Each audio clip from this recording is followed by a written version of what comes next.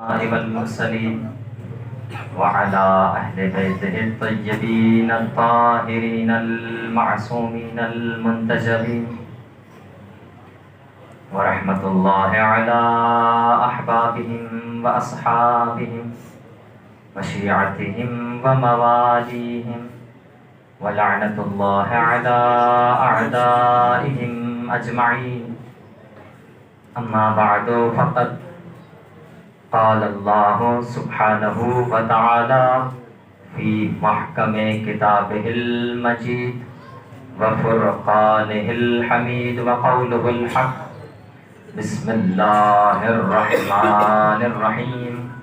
فاسألوا أهل الذكر إن كنتم لا تعلمون. بلند صلوات.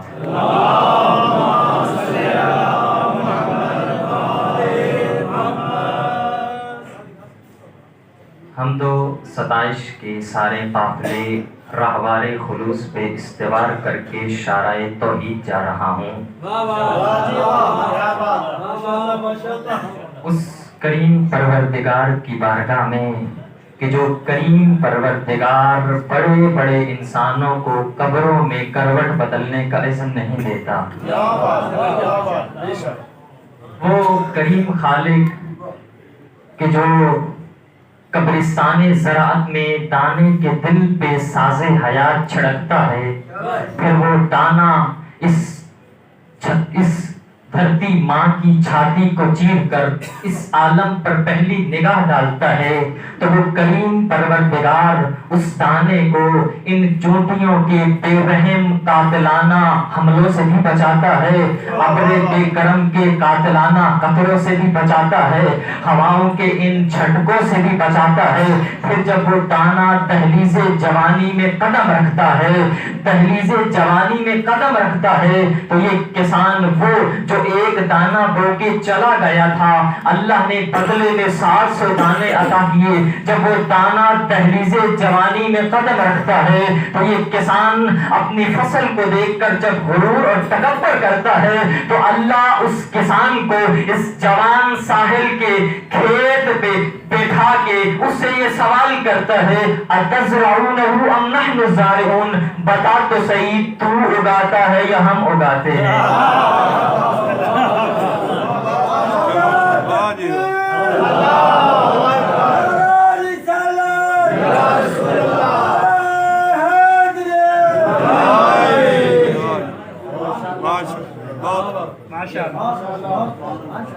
آج کی اس مناسبت کے حوالے سے تمام حاضرین محفل کی خدمت میں اور بالاخص اپنے وقت کے امام کے حضور ہدیہ تبریک پیش کرتے ہیں. یقیناً جشن کا ماحول ہے اور حق بھی یہی ہے کہ جشن منانا چاہیے، اور جشن ہے بھی یہی جشن ہے جو آپ کے چہروں پہ نظر آ رہا ہے. اسی کا نام جشن ہے، اور اس لیے کہ خدا کی قسم نام علی میں کوئی ایسی حیات رکھی ہے، اگر نام علی نہ ہو تو اپنے ہونے کا بھی احساس نہیں ہوتا. اس میں کوئی ایسی زندگی پوشیدہ ہے، اس لیے کہ نام علی زندگی کا نام ہے، نام علی حیات کا نام ہے، نام علی تازگی کا نام ہے، نام علی سعادتوں کا نام ہے، نام علی نجابتوں کا نام ہے، نام علی شرافتوں کا نام ہے، نام علی نبوتوں کا نام ہے، نام علی رسالتوں کی پہچان ہے، یہ نام علی امامتوں کی پہچان ہے، اور یہ نام علی خود توحید کی پہچان ہے. اور یہ ذکر علی ہے، اور میں کوشش کروں گا کہ اپنے اس مختصر وقت میں، چونکہ بہت سے اچھے پڑھنے والے پڑھ گئے اور قبلہ صاحب تشریف فرمائیں، قبلہ صاحب اور خطاب فرمائیں گے، میں مختصر کوشش کروں گا کہ صرف خانہ کعبہ کے ارد گرد رہوں. خانہ کعبہ کا طواف مکمل کر کے، خانہ کعبہ کا طواف کر کے اور حج مکمل ہو جائے گا تو میں انشاءاللہ ممبر چھوڑ دوں گا. آپ کی سماعتیں میرے ساتھ رہیں گی تو مجھے تمہید کے لیے، چونکہ ظاہر ہے میں بات کروں گا صرف قرآن سے یا نبی کے فرمان سے، تو مجھے آج کا جشن پڑھنا ہے قرآن سے. اگر آپ کی توجہات میرے ساتھ رہیں گی تو ہم بات قرآن سے کریں گے. قرآن پہ تو کسی کے اختلاف نہیں ہے، تو ہم بات قرآن سے شروع کرتے ہیں. قرآن کی پہلی آیت یہ کہتی ہے افمن یہدی الی الحق احق ان یتبع امن لا یہدی. قرآن کی پہلی آیت ہی کہتی ہے، سادہ سا مفہوم آپ کی خدمت میں عرض کر رہا ہوں، کیا ہدایت کرنے والا اور ہدایت لینے والا برابر ہیں؟ سوالات آپ سے کر رہا ہوں، ہدایت کرنے والا اور ہدایت لینے والا برابر ہے؟ تو جواب ملے گا نہیں، ہدایت کرنے والا اور ہدایت لینے والا برابر نہیں۔ یہ رجال قاعدون، وہ لوگ کہ جو اپنے گھروں میں بیٹھے ہوئے ہیں، اور وہ لوگ کہ جو جنگ پہ جا کے جہاد کر رہے ہیں، کیا مجاہد اور گھر پہ بیٹھا برابر ہے؟ تو جواب ملا دونوں برابر نہیں ہے۔ وما یستوی الاحیاء ولا الاموات، اگلی آیت کہتی ہے کیا مردہ اور زندہ برابر ہے؟ مردہ اور زندہ برابر نہیں ہے۔ پھر اگلی آیت کہتی ہے لا یستوی الخبیث والطیب، پاک اور ناپاک برابر نہیں ہو سکتے، تو ناپاک اور پاک برابر نہیں ہو سکتے۔ پھر اگلی آیت نے کہا کہ کیا مومن افمن کان مؤمنا کمن کان فاسقا لا یستوون، کیا مومن اور فاسق برابر ہو سکتا ہے؟ تو جواب یہی ملے گا کہ مومن اور فاسق برابر نہیں ہے۔ پھر اگلی آیت نے کہا قل هل يستوي الذين يعلمون والذين لا يعلمون، کیا جاننے والے اور نہ جاننے والے برابر ہیں؟ کیا جاہل اور عالم برابر ہے؟ تو یہ فیصلہ ہو گیا کہ عالم اور جاہل برابر نہیں، مومن اور فاسق برابر نہیں، پاک اور ناپاک برابر نہیں، دھوپ سایہ برابر نہیں، اندھیرا اجالا برابر نہیں۔ اللہ یہ کہہ رہا ہے کہ جاہل اور عالم برابر نہیں۔ جو اللہ یہ برداشت نہیں کرتا کہ جاہل عالم کے برابر کھڑا ہو، وہ یہ کیسے برداشت کرے گا جاہل آگے کھڑا ہو عالم پیچھے؟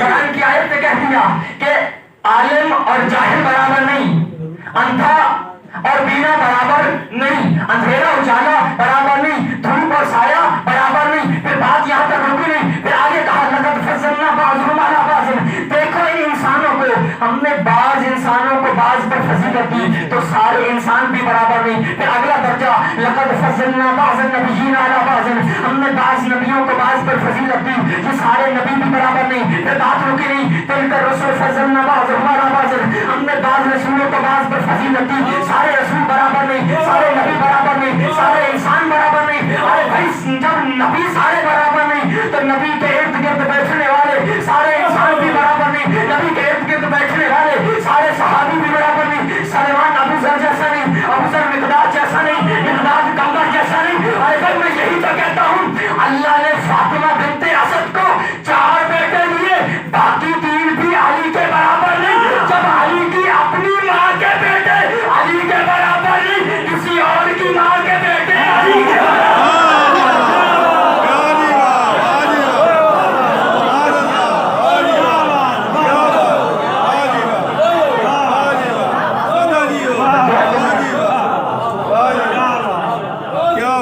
علی کی اپنی ماں کے بیٹے باقی 3 بیٹے بھی علی کے برابر نہیں۔ تو یہ عظمت علی ابن ابو طالب ہے، اور بات تمہید میں مکمل کر چکا اور اپنے موضوع تک پہنچ چکا۔ میں نے سرنامہ کلام میں جو آیت پڑھی، آیت کا ترجمہ کیا ہے؟ فَاسْأَلُوا أَهْلَ الذِّكْرِ إِن كُنتُمْ لَا تَعْلَمُونَ، اہل ذکر سے سوال کرو اگر تم نہیں جانتے۔ سوال کس سے کرنا ہے؟ اہل ذکر سے، اگر تم نہیں جانتے۔ تو معلوم یہ ہوا کہ اہل ذکر وہ ہیں جو جانتے ہیں۔ تم نے سوال کرنا ہے کیونکہ تم نہیں جانتے، کرنا کس سے ہے؟ اہل ذکر سے، اس لیے کہ وہ جانتے ہیں۔ تم میں اور اہل ذکر میں فرق کیا ہے کہ تم نے پوچھنا ہے اور اہل ذکر نے بتانا ہے، اس لیے کہ وہ یعلمون ہے، تم لا تعلمون ہو۔ وہ یعلمون ہے، تم لا تعلمون ہے۔ فرق کیا ہے؟ تم دنیا میں آتے ہو تو ماجرا کیا ہے؟ اللہ نے قرآن میں کہا واللہ اخرجکم من بطون امہاتکم لا تعلمون شیئا، تمہیں تمہاری ماؤں کے پیٹ سے اللہ نے اس طرح سے پیدا کیا کہ تم کچھ بھی نہیں جانتے تھے۔ کچھ بھی نہیں جانتا، بچے نے دودھ مانگنا ہے تو روئے گا۔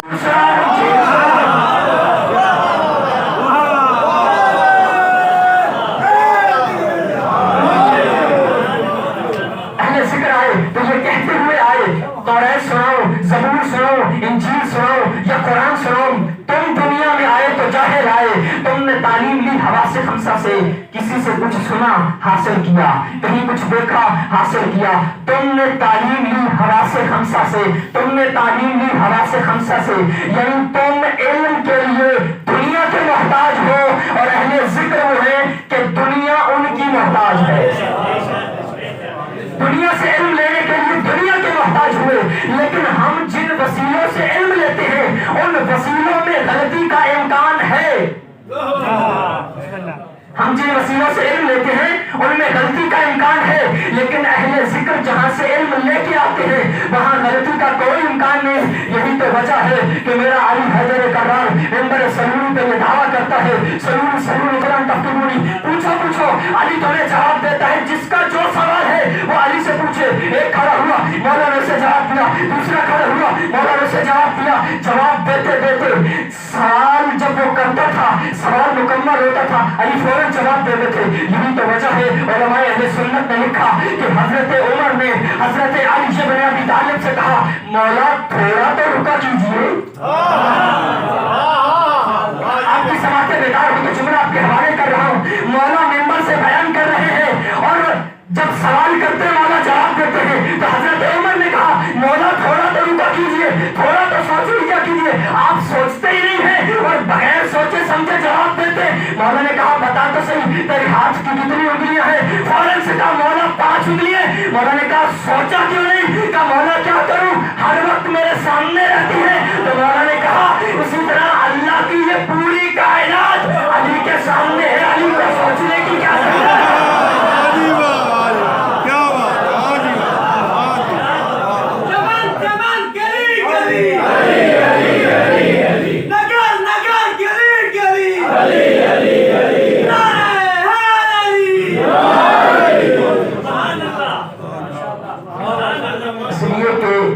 वो हस्तियां हैं जिनके सदके में अल्लाह ने वो कायनात बनाई है।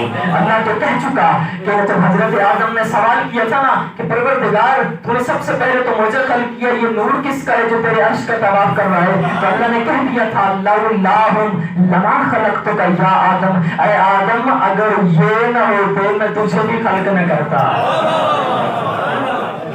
लौलाहुम लमा खलक़तुका या आदम, वो अल्लाह तो कह चुका अगर ये न होते तो ये है वजह तहरीक कायनात। इसलिए तो मेरे नबी ने कहा था अव्वल मा खलक़ल्लाहु नूर, अल्लाह ने सबसे पहले मेरे नूर को खल्क किया। फिर ये नूर अकेला नहीं था, अना व अलियुम मिन नूरिन वाहिद,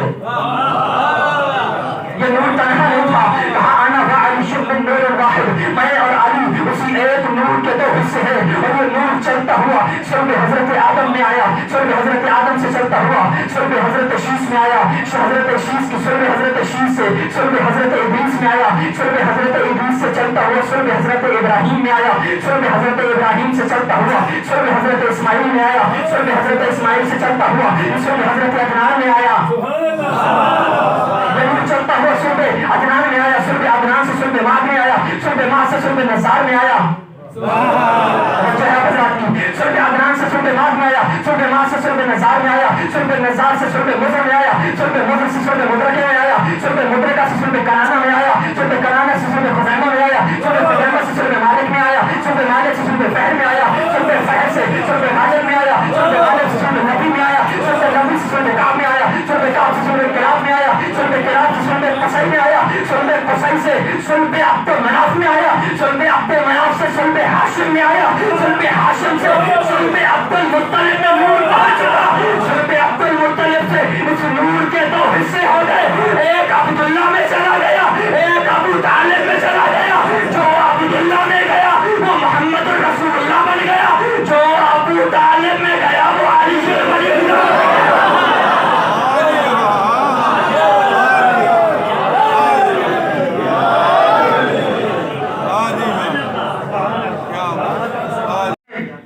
और हाथ में मौजूद है, जब बाहर आई पैगंबर इकराम इस्लाम तशरीफ लाए और जनाब फातिमा बिन्त असद ने ये कहा कि बच्चे ने ना आंखें खोली हैं ना कुछ खाया है, ना आंखें खोली हैं ना कुछ खाया है। पैगंबर ने हाथ बढ़ाए और हजरत अली इब्न अबी तालिब को उठाया। अली इब्न अबी तालिब को जैसे ही अपने हाथों पे उठाया مولا علی نے آنکھیں کھول دی. یعنی امامت کو جب نبوت کی گرمی محسوس ہوئی تو آنکھیں کھول دی. حضرت علی نے اپنی پہلی نگاہ کو رسول کے لیے خاص کر دیا اور پہلی زیارت پیغمبر کی دنیا میں آنے کے بعد. اور پھر پیغمبر نے بھی کیا کیا, اپنی زبان کو مولا علی ابن ابی طالب کے منہ میں ڈالا, اب زبان کو چوسا اور چوسنے کے بعد اب یہ زبان کو چوسا. اب دو روایتیں ہیں. اب اگلی باری آتی ہے جب بچہ پیدا ہوتا ہے نا اس کا نام رکھتے ہیں, اور کوشش یہ ہوتی ہے کہ اگر بچہ ددیال میں پیدا ہو تو ددیال والے کہتے ہیں ہم نام رکھیں گے, اگر ننیال میں پیدا ہو تو وہ کہتے ہیں ہم نام رکھیں گے. ماجرا تو خراب ہو گیا, وہ تو آیا ہے اللہ کے گھر. جو وہ علی ابن ابی طالب آئے ہیں اللہ کے گھر میں. اب نام کون رکھے؟ روایت کہتی ہے حضرت ابو طالب نے اپنے بیٹے کو اٹھایا اور اٹھانے کے بعد ایک تختی کے اوپر لکھا. کیا لکھا؟ تختی کے اوپر لکھا کہ پروردگار تو ہی بتا اس کا نام کیا رکھیں. ہاتھ کو اٹھایا اور دعا کہا یا رب ذل حسد بجو والقمر المطلع المسیح بین لنا من امرک الصبی ما ذکر فی اسم هذا الصبی. پروردگار تو بتا اس کا نام کیا رکھے. اور تختی پہ لکھنے کے بعد اس کو آسمان کی طرف پھینکا. جب وہ تختی واپس آئی گئی تھی تو ایک طرف لکھا ہوا تھا, جب تختی نیچے گئی تو دوسری طرف لکھا ہوا تھا خصصتما بالولد الزکی وطاہر المنتجب الرضی واسمہ من شامہ العلی علی مشتق من العلی. اے ابو طالب میں نے تجھے طیب و طاہر بیٹا عطا کیا, میں علی اعلیٰ تھا تیرے بیٹے کو بھی علی بنا دیا.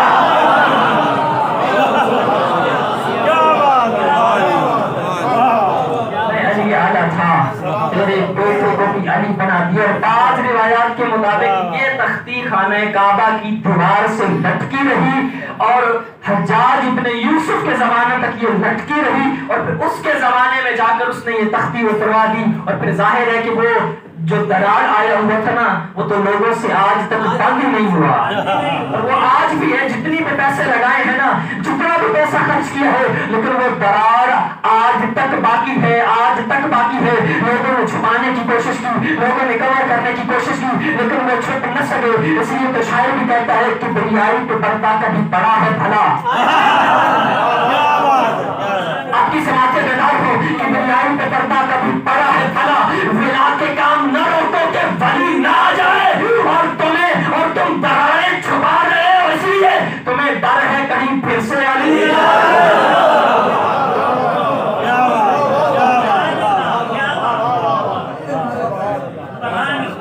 ظاہر ہے جو اللہ کا منصوبہ ہو پھر وہ پائے تکمیل تک پہنچتا ہے. اور پھر آخری بات کر کے اپنی گفتگو یہیں پر مکمل کروں. اور ہم پر تو یہ اعتراض ہوتا ہے لوگ, اچھا جب ہم جشن مناتے ہیں تو شیعہ سنی سب آتے ہیں نا, ہم مل کے جشن مناتے ہیں. ہم تو اتحاد کے قائل ہیں, نفرت اور تفرقہ بازی کے تو قائل نہیں ہے نا. ہم تو محبت اور امن کا پیغام دیتے ہیں, ہم تو دوسروں کو محبت کا پیغام دیتے ہیں. لیکن کچھ لوگ ہوتے ہیں کہ جن کے دل میں پیدائشی بغض ہوتا ہے, اس کا شیعہ سنی کے ساتھ کوئی تعلق نہیں ہوتا, اس لیے کہ کچھ چیزیں لوگوں کے خون میں شامل ہوتی ہیں, وہ کرنا بھی چاہیں تو نہیں کر سکتے. اعتراض کیا ہوتا ہے, یہ اعتراض کیا ہے کہ کس کا ذکر کر رہے ہو, کیا کر رہے ہو. وہ کہتے ہیں ذکر رسول خدا تمہیں آتا نہیں, ذکر رسول خدا تمہیں آتا نہیں ہے, بس فاطمہ کا ذکر ہے اور حیدر کی بات ہے. اعتراض کیا ہے کہ بس فاطمہ کا ذکر ہے اور حیدر کی بات ہے, تمہیں تو کوئی ذکر آتا ہی نہیں ہے. تو میں نے کہا ذکر رسول خدا کروں تو بولے ہاں یہی تو جوہر کی بات ہے. میں نے کہا ذکر رسول خدا کروں تو کہا ہاں یہی تو جوہر کی بات ہے. میں نے جو کیا دعوت اول کا تذکرہ تو بولے رہنے دو ہٹاؤ اس میں تو حیدر کی بات ہے. تو بولے ہٹاؤ رہنے دو اس میں تو حیدر کی بات ہے. میں نے جو سنایا آیت تطہیر کا نزول, میں نے جو سنایا آیت تطہیر کا نزول تو بولے گھر کی بات ہے گھر میں رہنے دو. میں نے جو سنایا آیت تطہیر کا نزول تو کہا گھر میں رہنے دو, گھر کی بات ہے گھر میں رہنے دو, گھر کی بات ہے. میں نے جو کیا جہاد پیغمبر کو بیان, کہیں خندق کا ذکر ہے کہیں خیبر کی بات ہے. مجھے بتاؤ تو صحیح کہ ذکر رسول خدا کرو